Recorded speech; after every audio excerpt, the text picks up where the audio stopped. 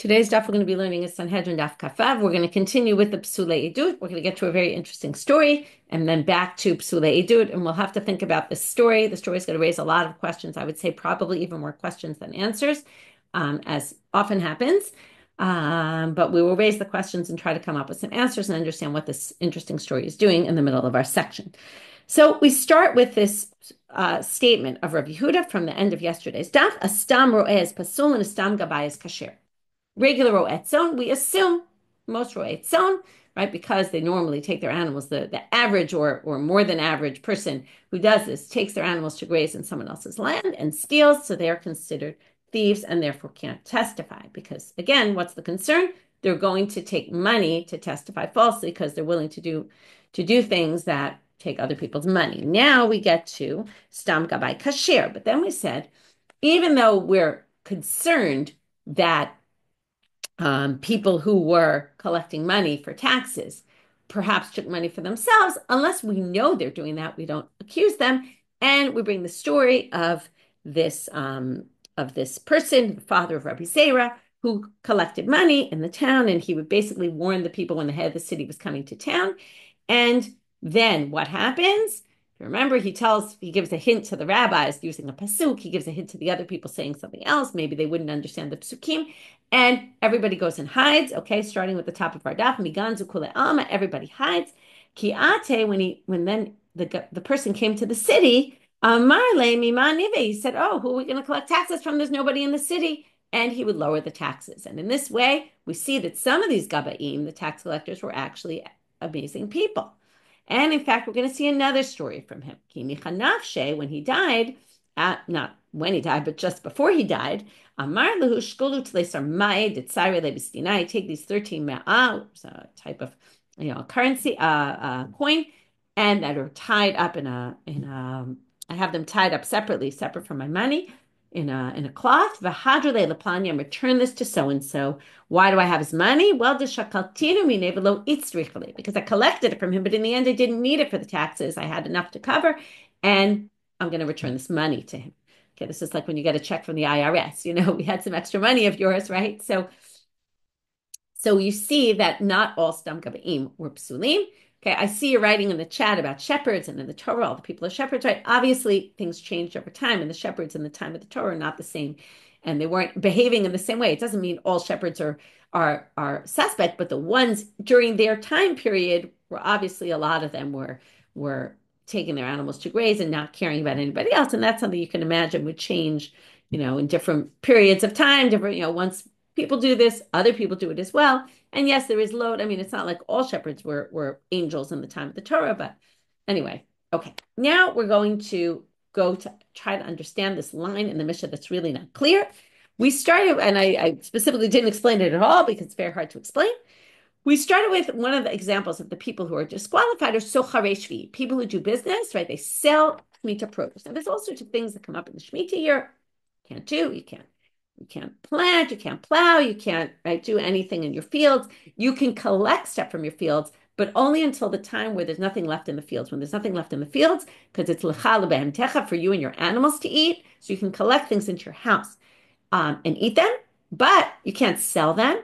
And once the Zman Bi'or comes where there's nothing left in the fields for the animals, you also have to take out whatever's in your house. You have to either finish it before, give it out to people. Okay, plus you make everything in your field hefker, right? Everything is ownerless and anyone can come and collect whatever they want. So now we're going to have to understand the statement that Rabbi Shimon says, that first they called them collectors of Shemitah produce, which sounds like it was all allowed, right? Because you can collect your stuff, that's fine. But then it says, Misharabu anasim, but when there were, anasim are bad people, either they force people to do things like la'anos. The word onus is rape, right? Forcing someone to do something. Or it also could be like maybe tax collectors. Then something happened, and chazru likrotan socharei shvit, and then they called them socharei shvit. Okay, so this is a little bit confusing. It doesn't really make a lot of sense, and we're going to try to make sense of it. So I'm a Rav Yehuda. Rav Yehuda, so my kamar, the Gemara says, what does this mean? They didn't understand it either. To which the Gemara says, I'm a Rav Yehuda hachi kamar. This is what it means. In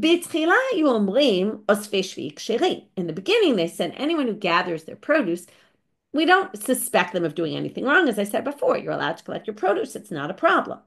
And we didn't think that they were doing business with what they were collecting. And socharim were psulim. Only if we saw someone actually selling produce, then it would be a problem, right? We'd say you're disqualified. But misherabu mamtzi'em ma'ot laniyim, people started paying poor people to collect Shemitah produce. Why? They said, okay, well, all our stuff is hefker, but it's going to be a lot of work for us to collect our own hefker, right? I made my field ownerless. Now, theoretically, I could collect it all as long as I eat it, right? And I don't do business with it. But I decided to hire the poor people to go collect it for me, and I paid them money. In other words, so now some of the osfim were actually making money off this, right? They were doing it as a job, and they were making money off of Shemitah produce, these poor people. So they started to say, whether you collect or whether you don't collect, okay, whether and then already you became disqualified from being a witness. Okay, so then they said, and then they said they're all disqualified. But Kashuba B'nei Rechava. B'nei Rechava says, this doesn't make any sense because this should have been once Misharabu Tagarim are merchants. Then it should have said that, not anasim. The people, right, who started hiring people to do things aren't anasim. They didn't force anyone to do anything. They weren't tax collectors, right? It's not the meaning of the word anasim. So they reject Rabbi Yehuda's explanation. It's not clear if they reread Rabbi Yehuda is saying this next interpretation or the Stama de Gemara brings it. Okay, this doesn't have an author to it who says this. Ella, so now they reinterpret it. B'tchila yuomrim echad ze v'echad ze psulim. In the beginning they said, and now we're at a difference. Even the osfim were suspect. Okay, people who would gather a lot of produce, we were worried they were going to sell it. People who sold it were obviously disqualified. But mishirabu anasim umaynin, well, once these anasim, and now we're going to call them tax collectors, okay, which could be anasim. That is a better explanation for anasim. Arnona means the tax collectors. Kedimachris Rabbi Yanai puku v'zaru b'shvi mishum arnona.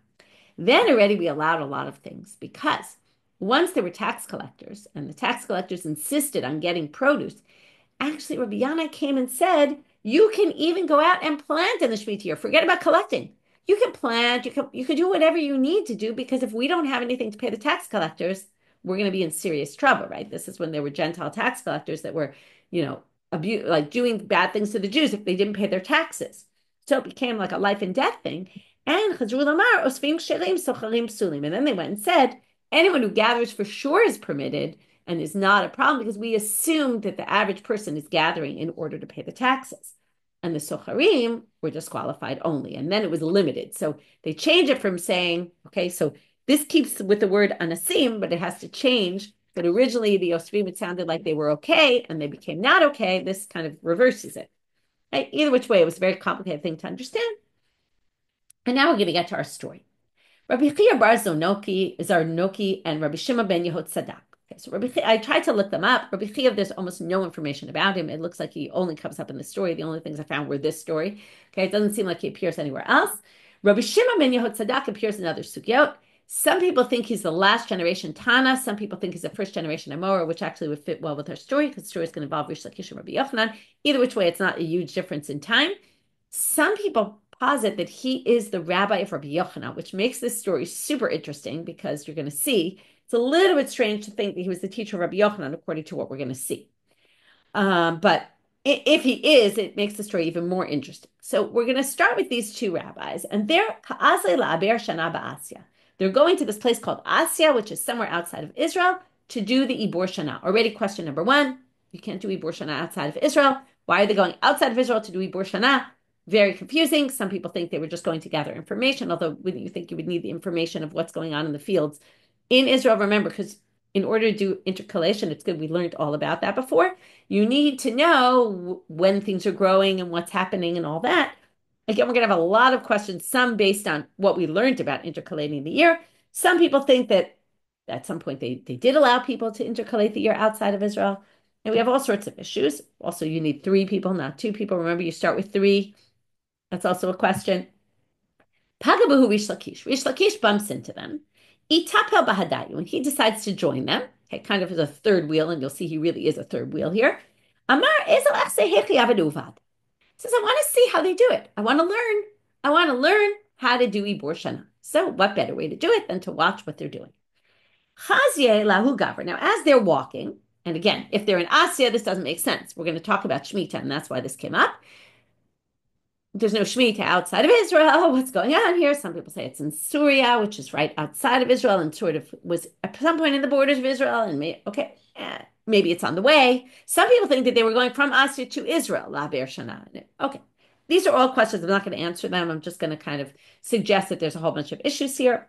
So now, Hazialu Gavra Dikakari. He sees somebody plowing, Reish Lakish. Amar Lahen, he says to the rabbis, now, what does he expect? He expects these rabbis to get involved and say, someone's plowing on the Shemitah year, stop them, right? This is your job as a rabbi. You're a big, prominent rabbi. You see people doing something. Now, why doesn't Reish Lakish do something? Well, remember, you can't do a hora b'fnei rabbo. These people are obviously senior to him. They're the ones doing Yibor Shana, not him, especially if you say he was the rabbi for Rabbi Yochanan. Remember, Rabbi Yochanan Reish Lakish, right? Rabbi Yochanan brings in Reish Lakish and teaches him how to be, to move away from being, he was a listim, he was a robber. He brings him into Judaism to learning, and he becomes eventually his chavruta.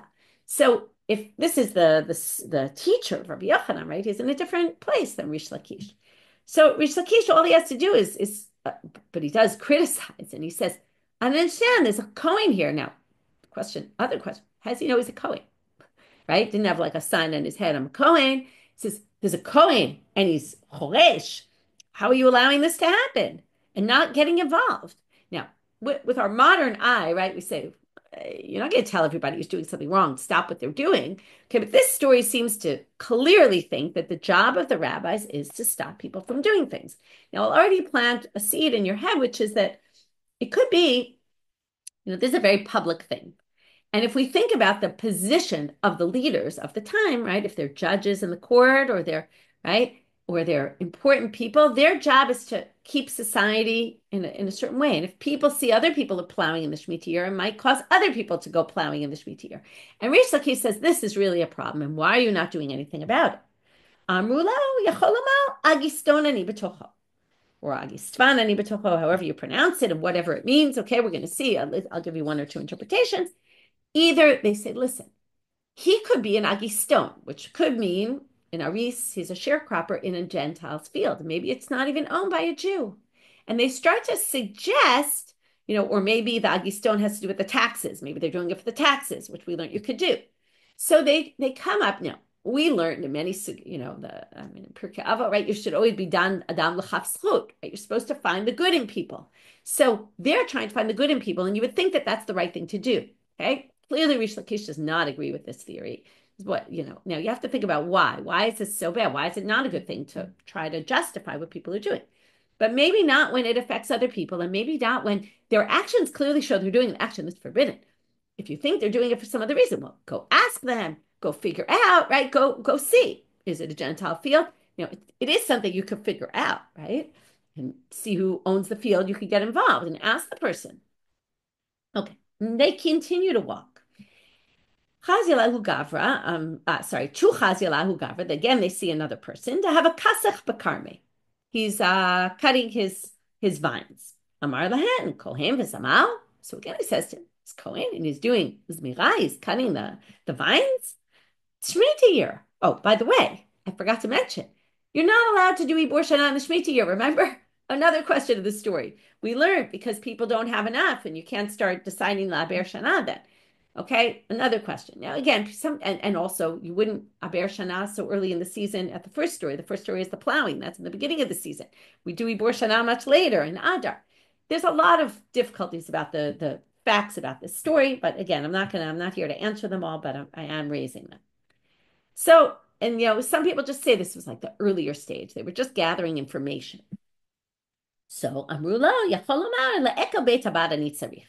Now, when you do the olives in the olive press, they had this, like they would weave baskets or like a net kind of thing where the olives would go in. Again, there's different interpretations of what exactly the ekel is, but it could be they're using this maror for that. They're not using them for food. They're using them for this. Okay, and therefore it's not an issue, right? They're not like cutting their grapes; they're just using it for this purpose. Amar lahen haled. So again, they're trying to come up with some sort of heter for these people and saying, oh, maybe they're not doing it for the wrong reason.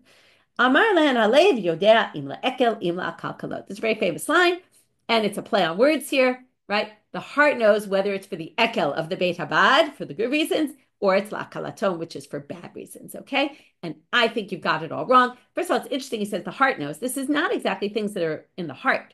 It's kind of clear, right? Or you can ask, what are you cutting it for? Now, I guess the issue about the ekel could be a little unclear, right? The first issue is really, you can find out, was it a Gentile's field or was he using it to pay the taxes?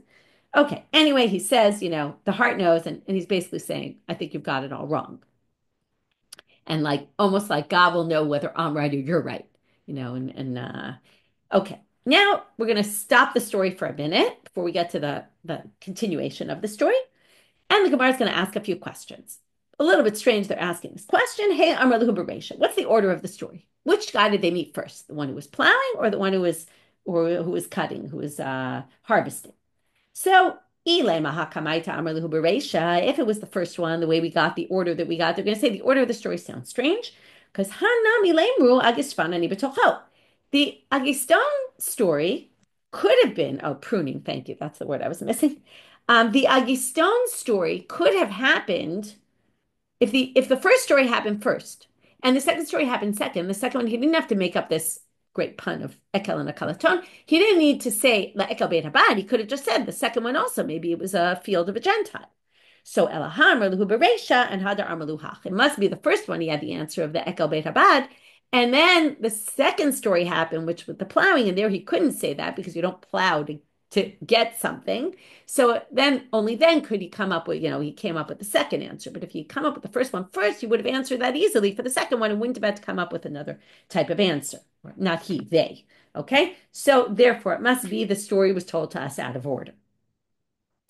Mishna Kohen, second story. How did Reish Lakish know it was a Kohen? Why Kohen? Why is the Kohen the one who he's assuming?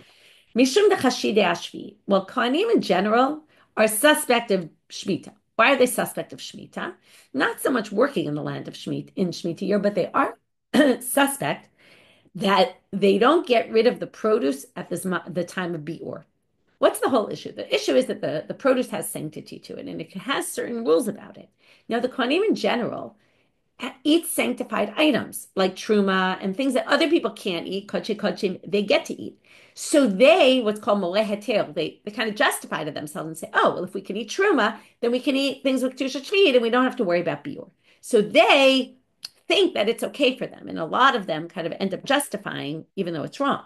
So that's why he assumed it must have been, okay. Now you see here that we're putting people in boxes. And I think that's also, we're categorizing people. Kanim, kashudim ashvi. Just like we had the ro'im and the gabaim, and right? And this whole section is really about putting people in boxes.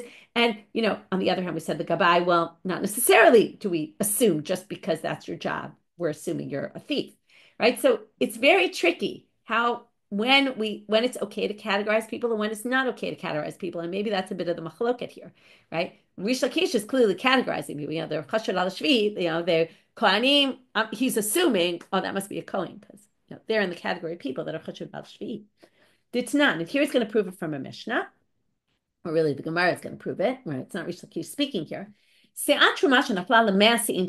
you have a se'av truma that falls into a mixture of 100 se'im of shmita produce, and you don't anymore know which was the truma, which was not the truma, now you have a problem. So ta'aleh, this is not a problem because 1 in 100 trumas batel and 1 in 100. But pachomiken, your kavu, if it's less than 1 in 100, like 1 in 99 or 1 in 50, it's not canceled out, right? Most things are batel b'shishim, 60, but not certain things. So trum is 1 in 100. Why do you have to leave it to rot? You have a better solution. Truma can be eaten by a Kohen. So if there's a mixture that has truma mixed in, give it to a Kohen. So what would you do?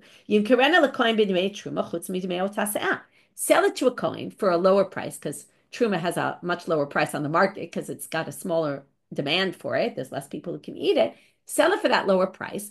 Deduct 1 se'ah's worth because you're supposed to give it as a gift to the Kohen, the truma, and sell it, and then the Kohen can eat the whole thing because the whole thing is permitted to the Kohen. And Amar Rav Chiya Mishmei De'ula Zot Omer Nechshadu Kohanim Hashvi. We don't want to give the Kohanim 100 se'ah of Kedusha Shvi stuff, or 50 or whatever number it is, 99 of Shvi, because the Kohanim usually don't get rid of it after the time of Biur, and we're basically causing them to transgress by doing it. And that's why you have to leave it to rot, which, you never want to leave Truma to be destroyed if you don't have to, but because they're Chashudim, therefore we don't give it. Okay, those were two side questions on the story. Back to the story. They continue to go, and they're ready to do the Ibor Shana. Amru Trudu Hudaim. They said, this guy's annoying, Reish Lakish. We don't really want him with us. He wants to watch us do Ibor Shana. We're not interested in having. Like I said, he's a third wheel, and he's bothering them all the time, asking them these questions. Why aren't you doing this? Why aren't you doing that? We don't want him around. Some people say they want it to be able to focus, and he keeps asking them questions. It's annoying, right? They need to think. So what do? Kimatu lahatam, when they get to the place where they're going to do the Ibor Shana. Some people think, by the way, they were going to meet other people to do Ibor Shana, and that's why it's only two, because they were going to Asya, where there were other people who were going to do the Ibor Shana with them. Anyway, Slika Igra, they go up to the attic, right, the second floor. That's where they always go in the Aliyah to do these things. Maybe it was, I've talked about this before, maybe there were less distractions upstairs. Shafua l'darga mitotena. How do you get up to the second floor? You go on a ladder. So what they do, they go up on the ladder and they quickly bring the ladder inside the house. And now Reish Lakish has no way of getting upstairs. So Reish Lakish gets really upset. Right? He went all this way to go watch the Ibor Shana, and now they basically cut him out. So what does he do? He goes to Rabbi Yochanan, Rabbi Yochanan, to complain about these guys. Reish Lakish is so bothered. Now, why he's really bothered is a good question, right? Was he bothered because they left him at the house? Or was he bothered because he really was upset that they didn't, right? His original questions. And he says to Rabbi Yochanan, how could people who are chashud al shvi'it, it seems like he basically goes so far as to say, if they're not going to reprimand other people, it's as if they themselves transgress Shnat Shemitah. Like, that's their job. And you're going to let people who basically are chashud about Shemitah, and you're going to allow them to do Ibor Shana? These are our leaders? Hadar Amar. Now he says, well, maybe he thinks himself. Maybe it's not so bad. Maybe you'll say, okay, now we're going to remind ourselves of some sugyas of Ibor Shana. Remember, there were the Shlosha Ro'ei Bakar who said, if this happens in this season, then you need to do Ibor Shana, not that season. And they said, well, how could we rely on Ro'ei Bakar? They don't really know any halacha. But they said, well, it's the rabbis take into consideration what they say, and then the rabbis to make their own decision. So maybe, they're just at the beginning stage here of figuring out, do we need to do Ibor Shana? In the end, the rabbis are going to come together. They're going to add a few more rabbis to the picture, and they'll decide as a group, and, they're going to rely on their own indications as well. But Hadar Amar Lo Dame. There,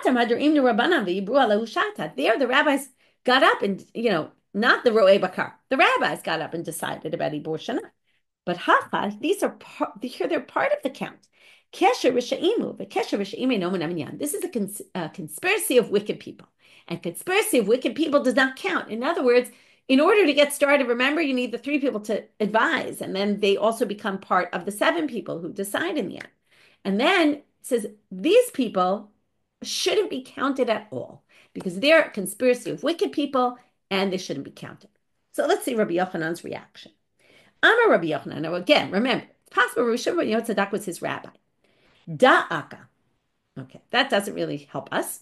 Da'aka means, this is a problem, but it's not clear whether some of the commentaries say this is a problem that you're calling them reshaim. Right? This is my rabbi. How could you possibly call him a rasha? Or this is a problem that these rabbis are reshaim. Okay, perhaps Rabbi Yochanan's agreeing with him completely. So either he completely agrees with him, or he doesn't really agree with him, but you're going to see from this next line that possibly he really does seem to agree with him.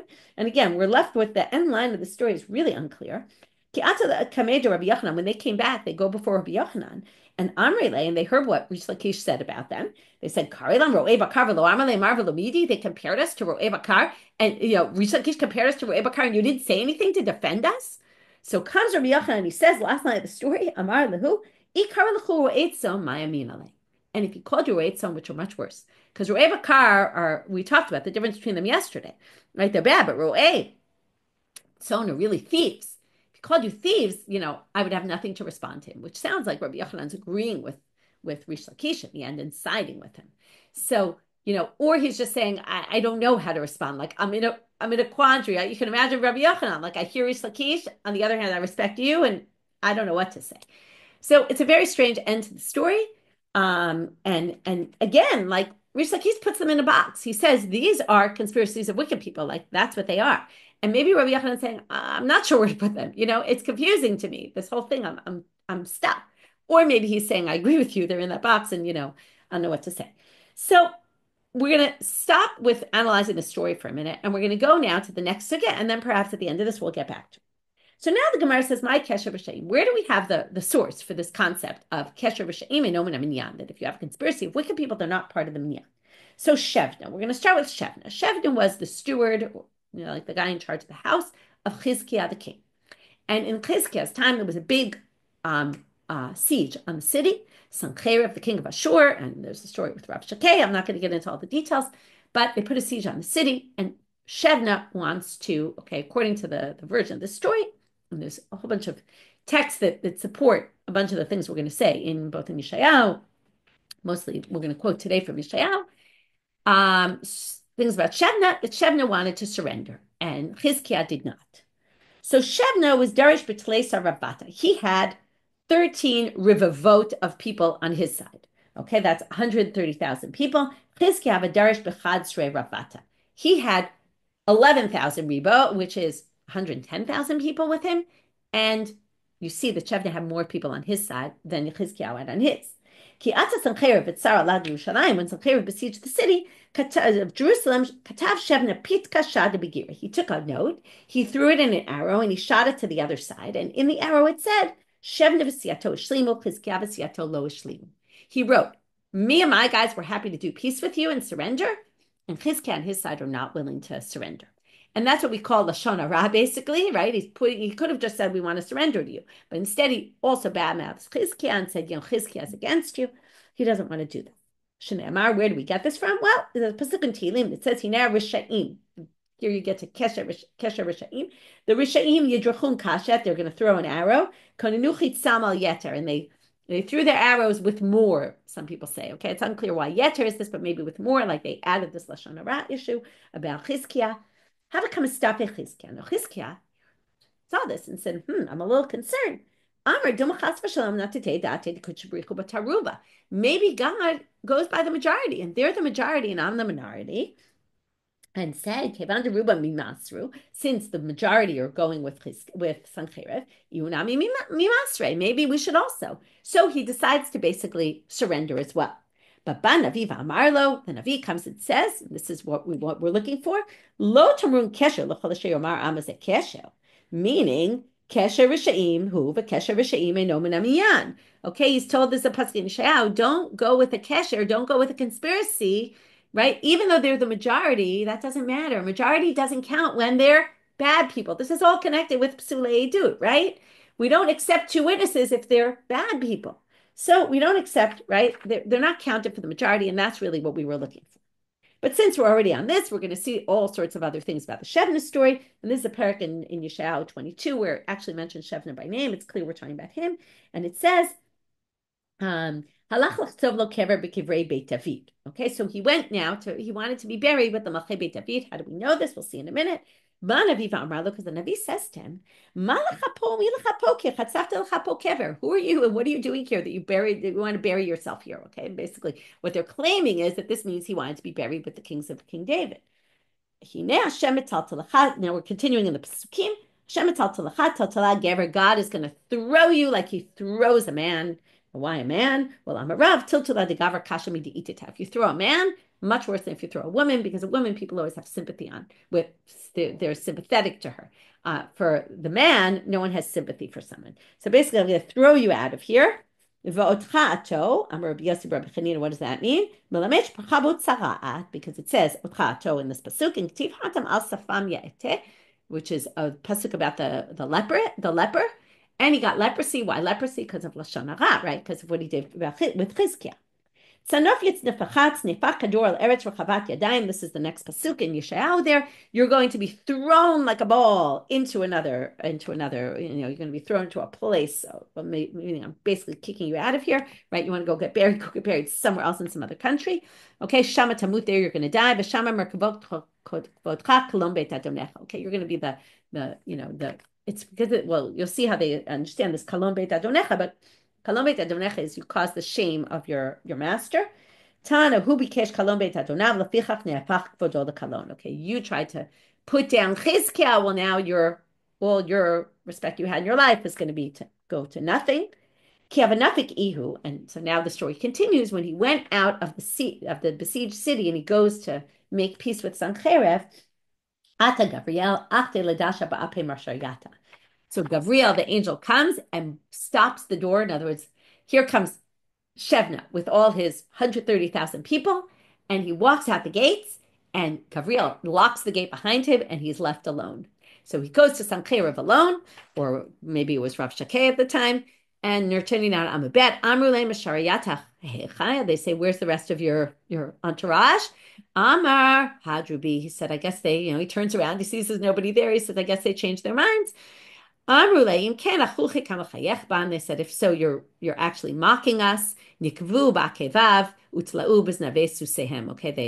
they made holes in his heels and they hung him on the right. They made the holes so they could hang him on the tails of the horses. And they basically dragged his body along on the thorns and the thistles. But Amar Rabbi Elazar, Shevna Baal Hanaya, last word about him. He was a guy who liked to have relations with women. How do we know this? They call him a sochen. And Ktiv Hatam, going back to our Avishag story, but he lo sochenet, right? She was a sochenet for David. Okay, so she was in his bed. So therefore, we assume he also engaged in relations with women. Okay, so what does the story of Shevna shed light on? Well, I think that the stories are very similar because, again, if we go back to what was so bad about what these rabbis were doing, and I think what they were doing was they were using their position of power and using it incorrectly. Like they thought, just like he thought, it was right to make peace, and he was wrong about that, and he used his position of power to try to do something that he was trying to also, in a sense, like limed zchut, maybe it's okay that Sancherev comes in and destroys the temple, and we made peace with him, which in the eyes of the Navi, this was the wrong move to do. Likewise, they use their power, these rabbis, to justify actions of people without, number one, checking into them, and where it had ramifications on other people, right? Which really leads us to the testimony of witnesses. Someone comes into your court and, they're a stam ro'eh, let's say, right? You're not really sure. Like on the one hand, we don't want to categorize people. On the other hand, sometimes you need to categorize people because you need it when it affects other people. It's one thing to say, okay, someone's did something wrong to me. Maybe I could be done l'chafschud, and maybe before I, judge them and before I let me hear the story. But first of all, you want to eventually hear the story and see maybe they're not really. And also, when it has effects on other people, it's dangerous, right? If these people testify for other people and they're really liars, then you're messing up somebody else. So you have to look at the big picture. And if you're in a position of leadership, you have a certain responsibility that's different for the average person. So anyway, the story, like I said, it raises more questions than answers, but I think we can take out of this some ideas. We're still not done with the story because now they're going to darshan a whole bunch of psukim about Shevna as well. Ki ashatot yeherasun tzadik ma'pa'al. Okay, so there's a pasuk from Tehillim, and we're going to darshan it. When the shatot, which we don't know what this means, we're going to have three different interpretations, are destroyed. We're going to say tzaddik ma'pa'al. What has the tzaddik done? Sometimes we'll see the tzaddik is God. Sometimes the tzaddik is tzaddikim. Rav Yehuda v'Rav Eina Chanamar. So we're going to start with two interpretations. One of them said either Rav Yehuda or Rav Eina. Ilu Hizkiyahu v'siyato neherasim tzaddik ma'pa'al. Right? Hizkiyahu and his siyato neherasim. Like what has God done? Like did He let them get destroyed? Had they been destroyed? What has God done in this world? V'chadamar ilu Beit HaMikdash yehares. If the Beit HaMikdash had been destroyed, tzaddik ma'pa'al, right? What had God done? What does this mean?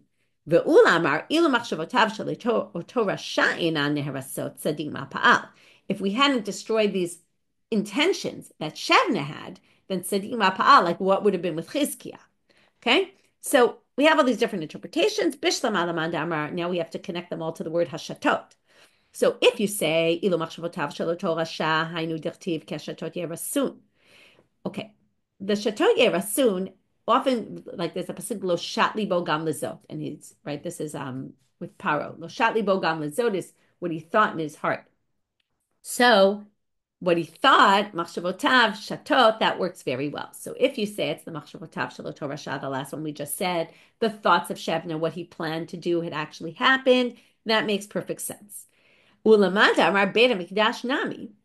Where's the connection of shatot with Beit HaMikdash? Ditnan evan aitasha miyamot neviim rishonim ushtiya tanikret. Okay, this is, they say, like the world was created with this evan ashtiyah, and from there like the whole world was created from there, and that's where the Beit HaMikdash is on. This is called the evan ashtiyah. So shatot, shtiyah, it all connects, and that's the Beit HaMikdash. But Ela lamanda amar Hizkiyahu v'siyato hechi eshkan tzadike dekiku shatot. Where do we see the connection with tzadikim and the root shatot? Dichtiv ki l'Hashem mitzuke aretz. For God is the pillars of the earth, which are the tzadikim. Okay, they're the pillars of the earth. They hold up the world. Vayeshet alehem tevel, and God created everything based on these pillars. So vayashet here has to do with the word shatot, right? That's vayashet, and vayashet has to do with tzadikim, and there we have the connection. So now we explain the three options. Some people say you can actually learn it from here. Shatot has to do with tushiyan. Tushiya is always Torah, is a reference to Torah, and Li'etzagdil Tushia is about the, Lomdei Torah. And here you have the connection of tzadikim and shatot, even though shatot and Tushia, the order of the letters is switched, but they connect. So Amar Rav Hanan, Rabbi Hanan, now we want to know, how does Tushia get to Torah? How do we get there from the word Tushia? Lama nikashma Tushia, mipnei shehi mateshet kocho shel adam. It weakens the strength of a person. Okay, this means possibly, there's lots of different explanations. Maybe it weakens the person's like a desire to sin. The Torah like kind of weakens that in a person. Davar acher tushia shenitna, and that's mateshet, right? It weakens. Tushia, the second one, shenitna b'chashai mipnei satan. The tushia comes from chashai. Okay, you have to switch the taf and the chet, but it was given in secret so that the satan wouldn't see. Davar acher tushia dvarim shel tohu sha'alam mushutat alehem. Going back to the shatot. Okay, the Tushia and Shatot connect, that it's things that the world was basically created on. Amar Ula machshava mo'elet afilu lidivrei Torah. Now we're going to say something else, another pasuk that has to do with Tushia and teaches us something about Torah. And here there's multiple and very different interpretations. I'll go with one. If you're busy thinking about other things, okay, I'm sure many of us can testify to this. If you're busy struggling with, whether it's making ends meet or something like that, then it ruins your divrei Torah. It makes it very hard to learn Torah because you're very distracted. Shenemar mefer machshavot arumim. That's what God does is v'lo tasenu yedehem tushia. In other words, it's the machshavot that you have of being naked, and the concerns for that. And then if you have that, you won't be able to do tushia. Again, there's a lot of different ways of understanding this. Some people, it's negative, some it's positive. I'm not going to go so much into that. Amar Rabba. But Rabba comes and says, Imasukin lishma ena mo'ela. But it doesn't ruin it for you at all if you're learning Torah lishma. And Shneamar Rabot Machshavot B'Lev Ish B'Atzat Hashem Hitakum. And it's actually Yesh B'Dvar Hashem Hitakum Lo'olam. That if you're learning something with the right intentions, that can overcome even Rabot Machshavot B'Lev Ish. Okay, the beginning of that pasuk. And that is the solution to your distractions from learning Torah, doing it lishma. That helps protect you. Okay, we got off on a total tangent there, and now we're getting back to our topic. Amar Rabbi Yehuda Imatai. So remember, Rabbi Yehuda said the issue of the gamblers only if they have no other job. So Amar Rabbi Avahu, Amar Rabbi Elazar, Halakha ki Rabbi Yehuda. We passed in that way, and we had a whole discussion. Is Rabbi Yehuda arguing with Tanakama, agree with Tanakama, right? We ended up saying there's some third opinion, but really the two of them actually agree. But anyway, we hold like Rabbi Yehuda that, so if you go and gamble once in a while, you're not considered a thief, you're not disqualified for being a witness. I'm not saying you should do it, but it's definitely not a disqualification for being a witness. But Amar Rabbi Avahu, Amar Rabbi Elazar, Kulam tzrichim hachraza bebeit din. Rabbi Avahu comes and says in the name of Rabbi Elazar that if someone becomes disqualified, you have to announce it in court. And until you announce it, they're not disqualified. Because again, it's unfair to whoever used them as a witness. They had no idea. So you have to announce this. You have to publicize it. The court has to publicize it. Again, we get back to this responsibility of the court to make things clear to the people. So now they say, what about a ro'eh? Remember we said a stam ro'eh is pasul. So maybe they don't need hachrazah because as long as you know they're a shepherd, So, Pligi bar Rav Acha Ravina Chanamar by Hachraza, Chanamar lo by Hachraza. One said you need to announce it, the other said you don't need. So, Bishlam Alaman Damar lo by Hachraza. If you say that you don't need to announce it, Hainu Damar Rav Yudah Rav Stamru Pasul. That's what Rav Yudah said in the name of Rav. Stamru as Pasul, and therefore you don't need to announce it. Everybody knows. Ela Laman Damar by Hachraza. How do you understand my Stamru at Pasul? So they say, Dibistama Machrizin Aleha. That if you know they're ro'eh, then you have to announce about it. Okay? Maybe people don't know they're shepherds. So it needs to be announced. There was a gift. Someone gave it to someone else, and on the gift document, it said it was signed by two thieves. Rav Papa Bar Shmuel Achshura. Rav Papa said, Rav Papa Bar Shmuel said, it should say this is okay because no one announced that they were gazlanim. Because no one announced it. Amalei Rava, and he to be in at hachraza because landa Rabbanan. Because landa, all right, to me be in at hachraza. Now we get to a whole new thing, which is gazlanim by Torah law. If someone went into your house, stole an item, that is the highest level of right. That is someone who clearly will take money to lie falsely. They're on a different level. They don't need hachraza. They don't need anything. They are clearly all these people we're talking about, the mafriche yonim, the milavei beribi, right? They're a little bit of a different type. It's not like someone went into your house and stole your item. Those people need hachraza. Even the ro'im, right? But the gazlanim, right? So they're in a whole different level. And that's why we didn't really discuss them, right? They're not on the list. It's just so obvious. We're discussing all the things that are less obvious. Okay, now we get into a big important sugya, which is going to lead us to one of the very famous machlokot Abaye and Rava, which we'll get to tomorrow. One of the Ya'al Kakam, the 6 cases where we hold like Abaye. First, we're going to start with the siman. There's a siman for davar, arayot, and ganab. So we're going to have the 3 sugyot. Rav Nachman is going to have something to say in each one, and the Gemara is either going to limit what he says or bring a dissenting opinion. So the question is, what if you're not exactly chashud on mamon, okay? Or you do something that has to do with money, but it's not exactly, we're concerned you're going to steal again. Or it's something that has nothing to do with money, but it's a sin, okay? Like arayot, for example. So Amar Rav Nachman, ochlei davar acher psulim leidun. Now, ochlei davar acher usually means eating pork, but here it doesn't mean that. It's like something that's like eating pork, which is, interestingly, taking charity from Gentiles, okay? You'll see in a minute, we'll talk about this a little more. It's not necessarily that you can never take charity from Gentiles, but let's see. So they say, it's only if you do that publicly. Because what are you basically saying? It's like a chilul Hashem. You're saying I have to go to the Gentiles because the Jews aren't helping me. So if you do it privately, you're not making any sort of chilul Hashem. Nobody knows about it. And there it's not a problem. But if you do it publicly, it's basically saying I have to go to the Gentiles because the Jews aren't taking care of me. And that's a problem. Now, you're doing it for money, but you're not doing it to steal money or anything. You're taking charity. So the question is, would you be pasul? And he says yes, because you're making a chilul Hashem. And that's a big deal, even though it's not we're worried you're going to take money for that. But yeah, if you're willing to take money from Gentiles, you might be willing to take money to testify falsely. Now he says even for Hesya isn't always true that you're going to be in this category. It's not even so bad. It's only when if you could have done it privately and you do it publicly, then it's a problem. If you had no option, then it's not a problem. You need to survive. You need food. So, you go into a church because they're giving out money. It's not a problem if that's your only way of surviving. Amar Rav Nachman, second statement. Okay, you engage in forbidden sexual behavior.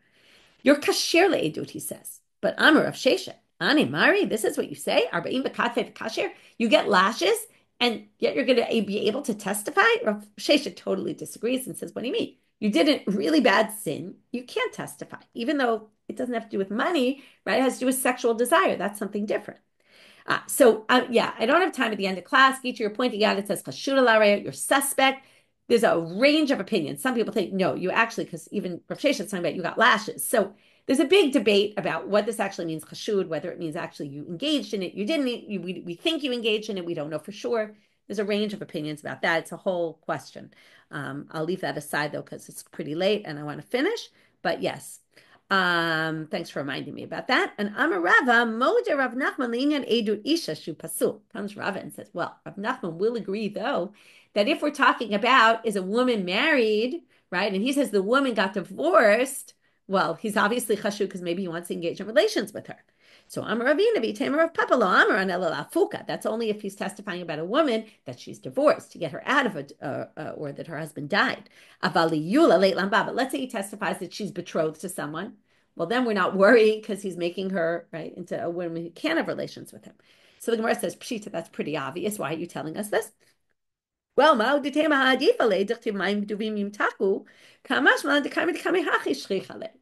fascinating line. You might have thought that maybe he wants to testify about her that she's a betrothed woman so that it becomes more appealing to him, the forbidden woman. And that might be have more appeal, but no. Really, we're only worried that he's going to try to get her out of a marriage and not into a marriage. So we won't take this person's testimony that a woman is not married. Third thing and last thing, or almost last thing for today, Amrav Nachman Ganav Nisan Ganav Tishrei Loshmei Ganav. If somebody works in a field and eats in Nisan and Tishrei, when those are the months where you're basically collecting stuff in the fields, the harvesting, Hanim, it's not a Ganav because people eat like you're allowed to eat when you're working in a field.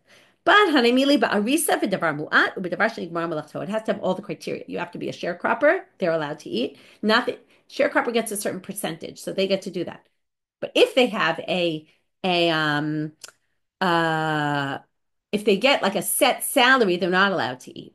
Okay. So, and it has to be davar muat, not a lot, and it has to be that already is ready to be eaten. Ikari de Rav Zvid, chaganav kabed desari upasle, v'chaganav kibur da'ahene upasle. So there were two farmers of Rav Zvid. Now they weren't arisiv, they weren't sharecroppers, and one stole a kav of sorim, that's certainly like the kav measurement, and one stole a basket of dates or a bunch of dates, a cluster of dates, and he disqualified them.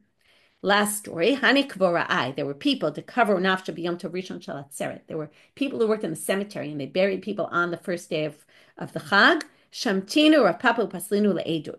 What's the issue? They were getting paid and they did it, right? So they did it for money. So he disqualified them and excommunicated them. V'achshurinu Rav Huna B'Reid Rav Yeshua. He said that what's the problem? Amalei Rav Papa V'Harasheinu Ninu. Right? They're bad people and they're doing things for money. So he says, Savri mitzvah kavdi. They thought they were doing a mitzvah, says Rav Huna. So he says, lahu, but they continually did it even though they were excommunicated. So Rav Huna says, Savar kapara ka'avdelam rabbanan. This is very interesting. It sounds almost a little Christian. They thought that what happened, they were burying people on the holidays, and they continually did this even after they got excommunicated. And Rav Huna still tried to say they thought they were doing a mitzvah. They thought they were allowed to bury on the holiday. So how could they thought they allowed to bury on the holiday and got excommunicated? Well, they thought that there's still chilul yom tov. They're allowed to do it, but they need the nidoi, the excommunication, to atone for the fact that they had to do this on Yom Tov. So he tries to justify it. Again, we're back to the justifying behavior, right? Where Papa said, no, they clearly did this because they wanted the money and they didn't care about the halacha. So again, it leads us back to this question that really the story got at, which is, how do we know what really is going on in people's minds, right? And where do we side on that? And as judges, you always have to kind of figure that out. When you can't always ask the questions that people won't necessarily answer honestly, and you have to make decisions. And again, do we put people in boxes? Do we not? How do we categorize? And it's basically saying categorization is complicated. Okay, with that, we'll finish the daf. And right, so quick review. We started with the Gabai, who was a really good guy, even though some of them are not. We had the Osfei Shvi'it and what exactly, Rabbi Shimon saying in the Mishna, two different interpretations. We had the story with Reish Lakish and these two rabbis. And then we had, from there, we got off on a tangent about Shevna, and then a tangent about, we got from there to Shatot, we got from there to Tushia and Torah, and then we got back to our topic about these, number one, needing to announce, and number two, what if someone's suspect of something that's not necessarily so clearly money related, but is pretty serious? Do we disqualify them or not? With that, we finished for today. Wishing everyone a good day, and we will continue this topic tomorrow.